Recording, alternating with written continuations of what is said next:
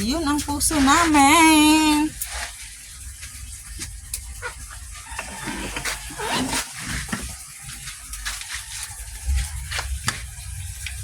Yan, di makita yung ano ko, husband ko.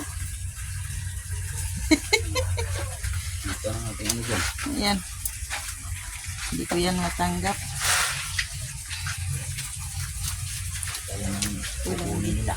Yung ginagawa niya, yung ano, yung bomba natin, yung puso natin ay pinalitan niya ng gasket.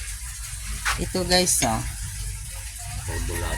Barbola at saka gasket. Yan pala. Ayan, oh. Nasisira na siya. Nabutas na siya.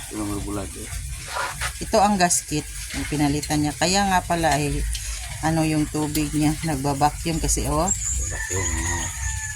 Ano ba yan? Ang tawag. Hirap akong magsasabi ng ano kasi hindi ko yan alam. Ayan, oh. Ano siya. Diba? Nasira.